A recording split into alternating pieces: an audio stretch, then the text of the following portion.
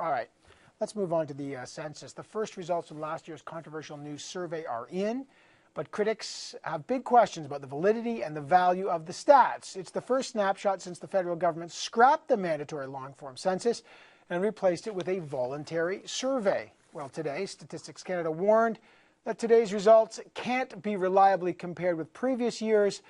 That's because even though more Canadians ended up filling out the forms overall, the sample size in some communities is bigger than others across the country, raising the question, is the data from the new National Household Survey accurate, or is the quality less reliable than from the old mandatory long-form census? Let's get some census made of all this in the foyer of the House of Commons. Mike Lake, the Parliamentary Secretary,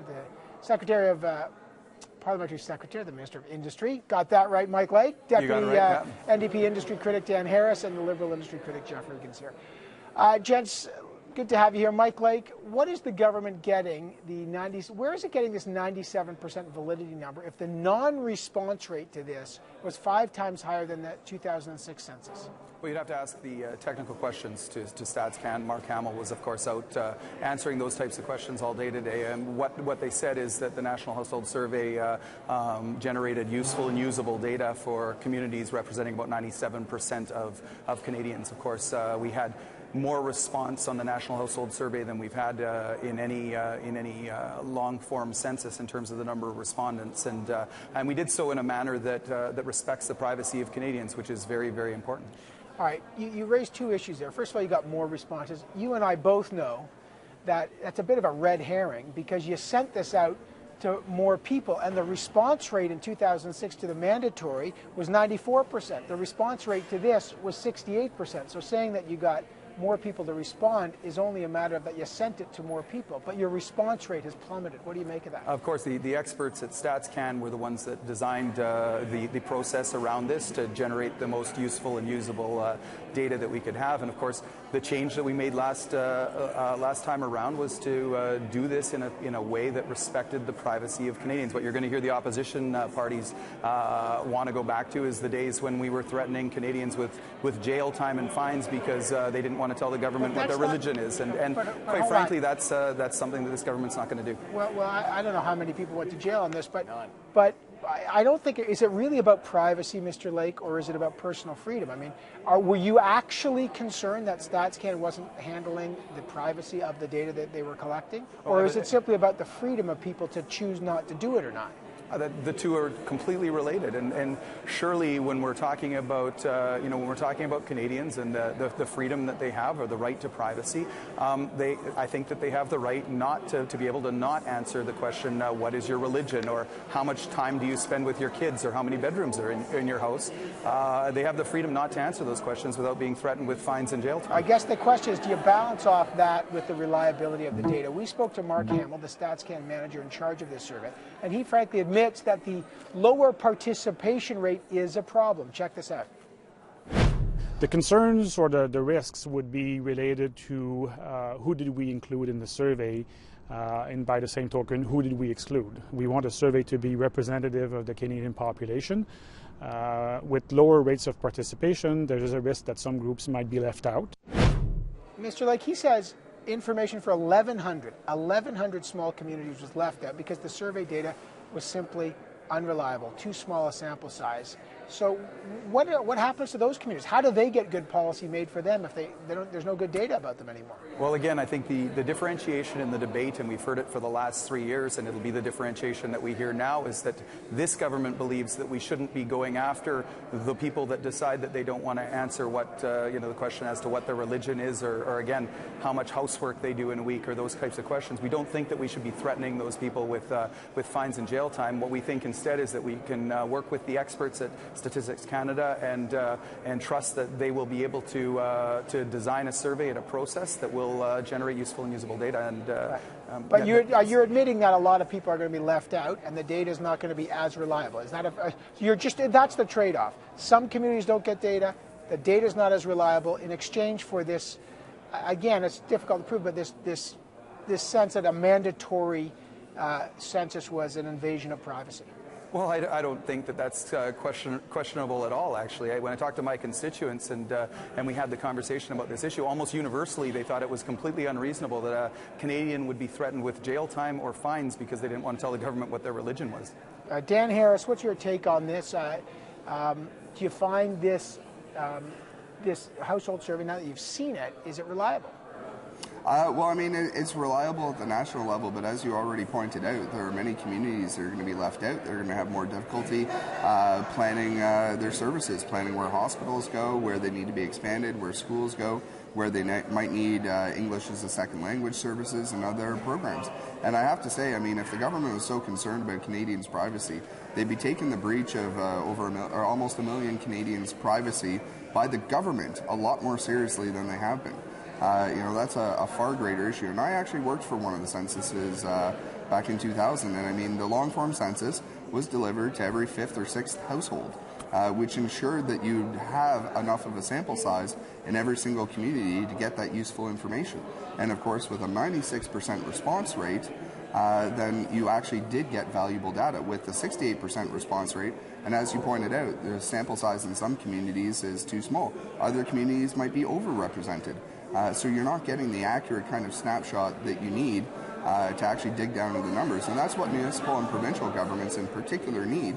But researchers and scientists and people that are working to improve our lives need that data. And it's not going to be as valuable as it was in the past. Jeff Regan, what do you make about it? The household survey's got lots in it. They sent it to millions of Canadians. What do you make of the data? Well, I think this report confirms what we've been saying all along. In fact, the data is much less strong from this National Household Survey than it ever was from the mandatory long-form census. A census is not the same thing as a survey. A census is much more valuable, much more valid information, and much more useful to planners, to councillors in small towns that need this kind of information. This report comes with dozens of warnings that you shouldn't compare the data in this report to the past data from censuses in the past. Now, having the ability to make comparisons of now to the past is actually really important in terms of governments making decisions. But this government doesn't like the idea, apparently, of having evidence-based policy. That's ridiculous. It only wants policy-based evidence, obviously. So this really is a problem. And you consider the fact that from Bonavista to Tofino, there are hundreds of communities across this country that are left out because the data is not good enough. Nearly half the communities in Saskatchewan, their data is not sufficient. They haven't been talked about. There's no information for them. Let me just jump in there. I guarantee you that if you go to those communities and you explain to the people in those communities that what the government did was take away the threat of jail time and fines. So, Mike, how many people? So, can you tell me how many people have gone to jail over this? I mean, is there? I mean, this fear. You've mentioned this a lot. Have a lot of Canadians been in prison for not filling out the mandatory long-form census? Evan, that's completely not the point. If they give the information because they're threatened with fines and jail time. But it's important. No, hear me out, Evan. Hear me out. Because if you could. I think it's important. You keep saying that there's an outcry about jail time. Was there a case? And I'm not suggesting there are not Canadians that don't feel that way, but you've got You've got the StatsCan manager saying that lower participation is a problem. Yeah. Let me just show you on the package below. Let's say the Aboriginal survey here. It says the National Household Survey estimates are derived from a voluntary survey and therefore subject to potentially higher non-response errors than those derived from the 2006. It's right on the form here.